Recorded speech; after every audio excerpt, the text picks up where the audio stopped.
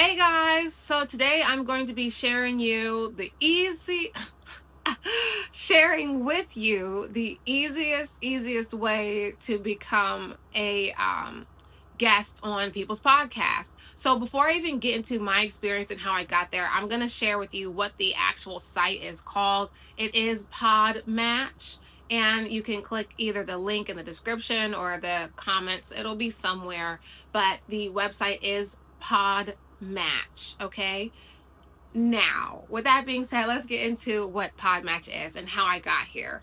So, when I first decided to go on this journey as being a children's confidence coach, I'm like, okay, I need to be getting out there. I need to be getting interviewed. Like, there needs to be some type of conversation happening. So I'm looking around. I'm going on Google. I'm typing in like podcasts that have certain keywords that I would assume that my audience is gearing and listening to. Doing that, suddenly see more, like nobody's calling me back. And because I'm Googling them, so I'm clicking like the first ones that kind of pop up. And mind you, nobody knows who I am. I'm still growing, I'm still building and things like that. So these larger platforms are not really checking for me. Like, let's keep it real. These platforms are not checking for me. And so one of my students, who he is an entrepreneur, he's like 11, and his piece of advice to any entrepreneur is that you go where your audience is. So I'm like, look, I gotta find a simpler way to do this. Where is the audience? Where are the people that want to interview people like me? Where are they at? Where are they? And then I came across Podmatch. And so Podmatch is a space where you can be matched. You get interviewed and then people interview you. So if you have a podcast, it's like $6 more your membership, or I found out later it's $6 period if you're a podcast host. Then there's it's 39, I forgot how much it is, but it's about like $40 a month if you want to be interviewed. Now, what happens is you get like 3 matches per day. So I want to highlight that. It's not like you just get to match with people unlimited. You get 3 matches per every so often hours. Don't quote me on the hours, but you get 3 matches per that time period. Now, that seems like a little bit before you really get into it, because before you start doing the podcasting space and the excuse me, whether you're being interviewed or you're doing the interviews, it feels like, okay, I'm just going to go and go and do this. But then when you actually start to do it, it's a lot of effort on both sides. It's a lot of effort as the person being interviewed, not so much because you're the one talking and things, but it can get exhaustive, especially if you're doing other things, because podcast interviewing is like just a portion typically, or a subset of what you're doing, unless it is your full-time career in space, which I know it is for people. But for me personally, the podcasting space is something that I do as a way of like communicating and networking, meeting people, talking to people. I'm really like a hermit for real. So it's like a way that I get to interact with people. And so that's why I like to do podcasts, because I get to talk to people, learn, and have a new experience. But I also, that's why I interview people, but I wanted to be able to have good conversations with people too. So once I started doing that, then, I wanted to be the one that was answering the questions. So once I found Podmatch, then I could do that, because I also understand, like, from an entrepreneurial perspective, you have to, get out there and put yourself out there and things. So that's why I was doing it. And for me, I'm only going to do something for a certain amount of time before, if I don't see results, if I don't see the results that I want, I'm out. Like, I'm gone. I don't care what it is. If I don't see the results that I expect, then I'm going to find another way, because there has to be another way to get there. And so for me, Podmatch was that way to get there, where I'm like, look, I need to be interviewed. And so boom, now I'm matched with people being interviewed. Then I say, hey, you know what? I want a break. I just want to do the interviewing. Then fine, I do that too. One thing I will say though, because I wasn't aware of this, that's the reason why I started doing interviews on Podmatch, is you cannot cancel your podcast subscription until after your last interview. So just keep that in mind. And like, if you have like interviews scheduled like months out, you cannot cancel your membership until that particular interview has finished. Like, so just keep that in mind. That's why I started interviewing, and then I found out you can get paid through doing interviews through them. But anyway, so on the podcast host side, not on the podcast guest side. So I want to make that differentiation as well.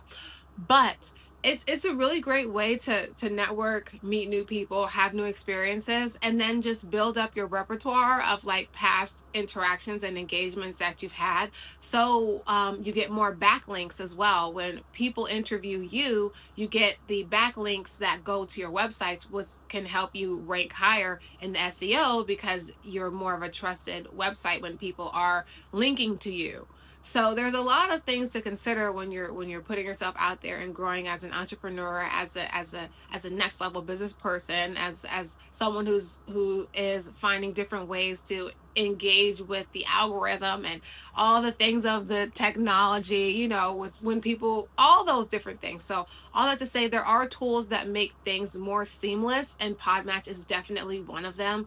They have a really responsive support team as well, which I always appreciate. I absolutely abhor. I despise when places have like, when if I send you a message and it takes like 4 days for you to reply to me, it's like, it's so annoying. So they have a really great support system. Their team responds quickly. They're effective. They get down to the meat potatoes of what you're trying to answer. Now, something that is a little bit, it's more on the host side, because I know some people, when they heard, oh, you get paid from being a host, that part is a little bit more nuanced, because here, as of the date that I'm recording this video, which is the day after Halloween 2025, you get, okay, so let's say someone is interviewed by you and 4 other people. Podmatch takes half of their monthly subscription, and then they divide the rest up amongst whoever interviewed them that month.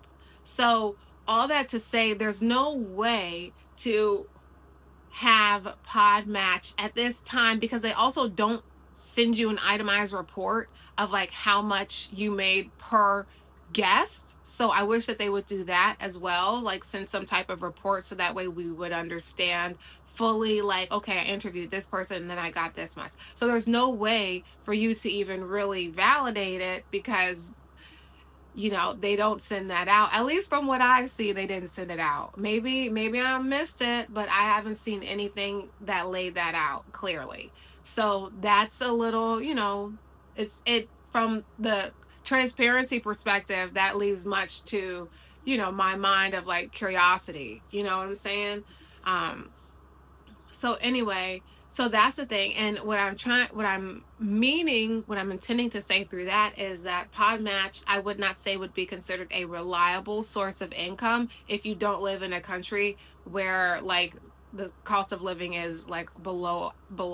So this is not something that you do to become a podcaster full time if you live in a developed country. You know, that's what I'm trying to say.